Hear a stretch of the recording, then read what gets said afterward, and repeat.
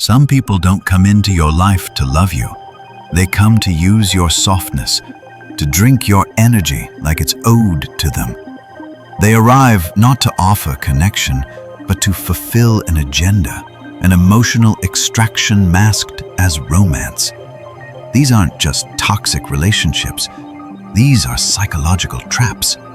These people mimic lovers but behave like hunters. They study your vulnerabilities, mirror your desires, and promise to fill every void you've ever carried. And at first, it feels electric. Their presence becomes addictive. Their absence feels like withdrawal. But beneath the highs is a chilling design, one meant to fracture your confidence, make you dependent, and keep you orbiting around their chaos. This isn't accidental. It's engineered. Their affection becomes a weapon. Their love feels like both a cure and a curse.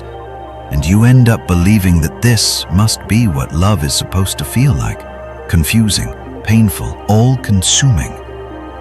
But love, real love, should never feel like you're drowning. Real love doesn't leave you anxious, second-guessing, or shrinking. And by the time you realize that, it's already taken a piece of you with it. The 5 most dangerous types of lovers. 1. The mirror. They're the ones who seem too good to be true because they are. From your first interaction, it feels like you found your soulmate. Every word out of their mouth sounds like it was crafted for your ears. They love the same music, have the same wounds, dream the same dreams, but this isn't synchronicity. It's strategy. They become your mirror, reflecting your inner world so precisely that you can't help but feel bonded. You open up fast, drop your walls, and offer them all the keys to your emotional core. They don't rush you. They let you rush yourself, trusting what feels like fate. But slowly, subtly, the cracks form. You notice their stories don't always line up. They seem distracted, emotionally flat, and when you reach for them, they pull back. The person who felt like your other half becomes a stranger. And that's the part that hurts the most. Not the breakup, but the betrayal of self. You weren't just in love with them. You were in love with how they made you feel about you. And when they discard you, it feels like they've erased that version of you too. Because they weren't really there. You were looking into a mirror. And mirrors can't love you back. 2. The ghost. They arrive fast and loud.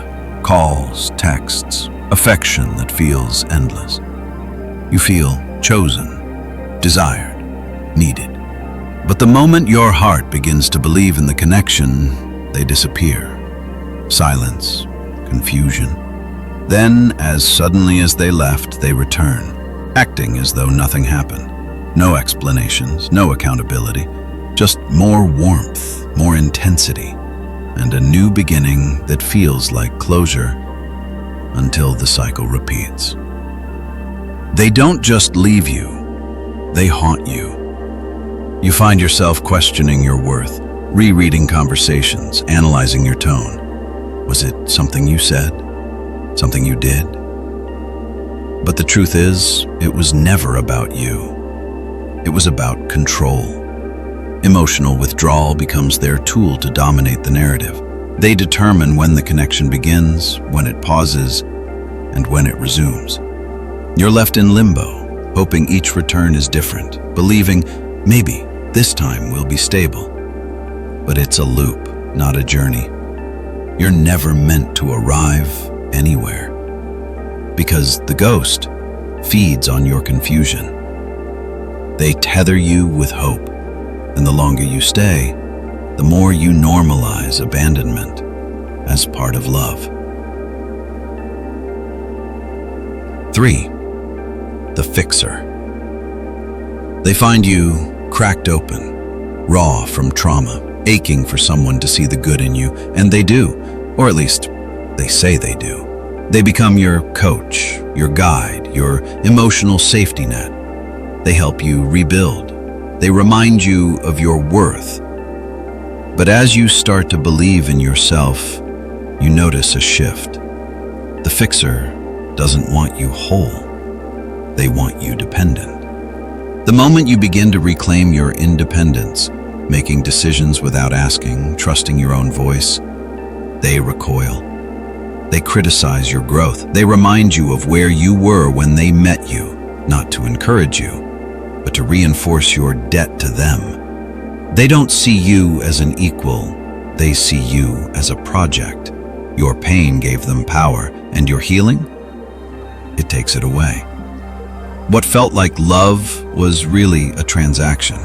And when you stop needing them, they stop needing you.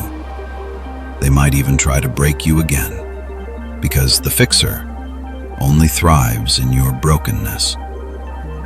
Number 4, the savior. They come in like a storm and sweep you off your feet. The way they care for you feels epic, like the love story you always dreamed of. They fix everything, carry your pain, and tell you they'll never leave your side. For a while, you feel safe, seen, even rescued. But soon, you notice that their love comes with conditions. They start needing you to stay weak. They begin to feel distant as you regain your strength. When you stop needing them for everything, the mood shifts. They may get cold, passive-aggressive, or guilt trip you for becoming independent. Because to them, your empowerment feels like abandonment. They don't want a partner. They want to be the hero of your story. And if you dare to write your own ending, they'll quietly punish you for it. Number 5, the runner. You finally build something that feels real. Deep conversations, emotional vulnerability, a bond that feels grounded, raw, and mutual. And just when it starts to feel safe, when things finally seem to make sense, they vanish. The runner doesn't run because they don't care.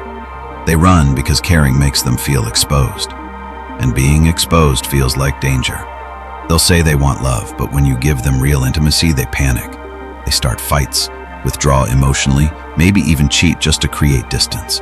Not because they want to hurt you, but because they're terrified of being truly seen. They confuse intensity for connection and peace for boredom. Real love to them feels threatening, so they run.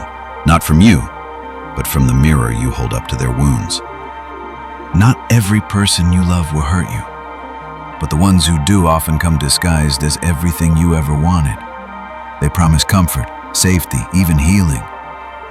But eventually the truth reveals itself. The mirror, the ghost, the fixer, the savior, the runner, they don't just hurt your heart. They damage your sense of reality. They change the way you see love. And worse, they make you question your ability to trust it again. But you need to remember something. Real love doesn't play games. It doesn't confuse, manipulate, or disappear. Real love is consistent. It grows you, it sees you, and most of all, it stays. If this video spoke to you, support us by clicking like and sharing it with someone who needs to hear this message. Leave a comment below. We read every story you share.